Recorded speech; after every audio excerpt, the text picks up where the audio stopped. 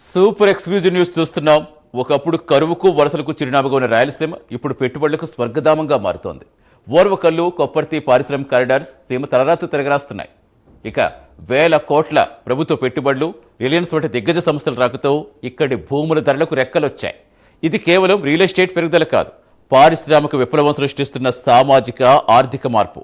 లక్షలాదిగా ఉద్యోగాలు, అంతర్జాతీయ స్థాయి వస్తువులతో రాయలసీమ ఒక కొత్త పారిశ్రామిక స్మార్ట్ సిటీగా అవతరిస్తోంది. ఇంతకీ ఈ అభివృద్ధి వెనుకున్న ప్రభుత్వ మాస్టర్ ప్లాన్ ఏంటి? ఈ పారిశ్రామికీకరణ సీమ ప్రజల జీవితాల్లో ఎలాంటి మార్పులు తీసుకురాబోతుంది?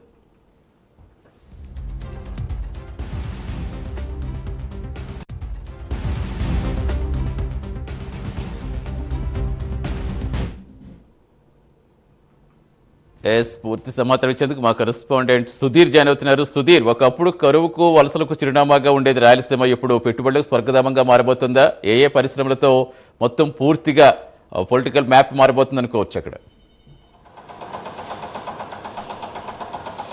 రైట్. ముఖ్యంగా చూసుకుంటే కనుక ఏదైతే ఒకప్పుడు రాయలసీమ అంటేనే కరువు, అలాంటిది కరువు కూడా విలయతాండం చేసినటువంటి రాయలసీమ అయితే కనుక ఇప్పుడైతే కనుక పుస్తకాలు కూడా ఏదైతే పారిశ్రామిక కారిడార్తో అయితే కనుక ముందుకు వెళ్తున్న పరిస్థితి నెలకొందని చెప్పుకోవచ్చు. అయితే ముఖ్యంగా మనం చూసుకుంటే కనుక ఏదైతే ఓర్వకల్లుకు సంబంధించినటువంటి ఆ ప్రాంతం ఏదుందో ఆ ప్రాంతంలో కూడా పూర్తిస్థాయిలో కూడా ఏదైతే ఆ రిలయన్స్ సంస్థకు సంబంధించినటువంటి ఏదైతే దిగ్గజం ఉందో వాళ్ళందరూ పూర్తిస్థాయిలో కూడా ఇక్కడ ఏదైతే ఫ్యాక్టరీలు పెట్టేందుకు కూడా పూర్తిస్థాయిలో ముందుకు వస్తున్న పరిస్థితి అని చెప్పుకోవచ్చు. అయితే రాష్ట్రంలో కుటుంబ ప్రభుత్వం ఇక్కడ ఏర్పడిన తర్వాత కూడా దాదాపుగా నిరుద్యోగ యువత ఎవరు ఉండకూడదనే ఉద్దేశంతో కూడా పూర్తిస్థాయిలో కూడా ఏదైతే పారిశ్రామికకు సంబంధించినటువంటి కారిడార్లను కూడా ఇక్కడ తీసుకొస్తున్న పరిస్థితి ఉంది. అయితే ఇక్కడ పారిశ్రామికకు సంబంధించినటువంటి కారిడార్లు తీసుకొస్తే కనుక దాదాపుగా వేల మందికి ఉద్యోగాలు వచ్చే అవకాశాలు కూడా పెద్ద ఎత్తున ఇక్కడ ఉన్నాయని చెప్పుకోవచ్చు. అయితే ముఖ్యంగా చూసుకుంటే కనుక ఏదైతే ఈ రిలయన్స్ దిగ్గజ సంస్థ కూడా ఇక్కడికి పారిశ్రామిక కారిడార్లు తీసుకొస్తే కనుక సీమ తలరాతను కూడా మార్చే అవకాశాలు కూడా పెద్ద ఎత్తున అని చెప్పుకోవచ్చు. అయితే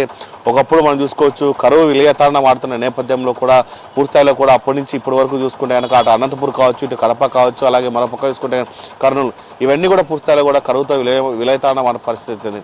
అయితే ఈ నేపథ్యంలో కూడా ఇప్పుడు ప్రధానంగా చూసుకుంటే కనుక ఏదైతే పారిశ్రామిక కారిడార్లు కనుక ఇక్కడ ఏర్పడితే కనుక పూర్తిస్థాయిలో కూడా నిరుద్యోగ ఎవరు ఉండే పరిస్థితి కూడా ఉండదని అయితే కనుక పెద్ద ఎత్తున కూడా ఇక్కడ ఉంటుందని చెప్పుకోవచ్చు. అలాగే ఇక్కడ ఉన్నటువంటి రియల్ ఎస్టేట్ భూములు కూడా పెద్ద ఎత్తున పెరిగే అవకాశాలు ఉన్నాయి. అయితే ఈ చుట్టుపక్కల ఉన్నటువంటి రియల్ ఎస్టేట్ సమస్యకు సంబంధించి ఏమేమి ఉన్నాయో ఆ భూములన్నీ కూడా పెద్ద ఎత్తున అమాంతంగా ఒక్కసారిగా పెరిగే అవకాశాలు కూడా ఇప్పుడు ప్రధానంగా చెప్పుకో. అయితే మొదటగా మనం చూసుకుంటే కనుక ఏదైతే ఆ పారిశ్రామిక కారిడార్లు వస్తున్న నేపథ్యంలో కూడా అటు ఓర్వకల్లుకు సంబంధించి ఇప్పుడు మనం చూసుకోవచ్చు ఎయిర్పోర్ట్ కూడా ఏర్పాటు కావడం జరిగింది. ఆ ఎయిర్పోర్ట్తో పాటు కూడా అక్కడ ఉన్నటువంటి ఏదైతే వాణిజ్య సమస్యలకు సంబంధించినటువంటి, అలాగే రోడ్డు మ్యాపింగ్ సంబంధించినటువంటి, అలాగే ట్రావెలింగ్ సంబంధించినటువంటి మొత్తం కూడా పూర్తిస్థాయిలో కూడా అన్ని కూడా ఇప్పుడు ఏర్పాటు చేసిన పరిస్థితి అని చెప్పుకోవచ్చు. అలాగే అంతర్జాతీయ విమానాశ్రయానికి కూడా అక్కడ పూర్తిస్థాయిలో ఏర్పాటు కూడా రంగం సిద్ధం చేస్తున్న పరిస్థితి అని చెప్పుకోవచ్చు.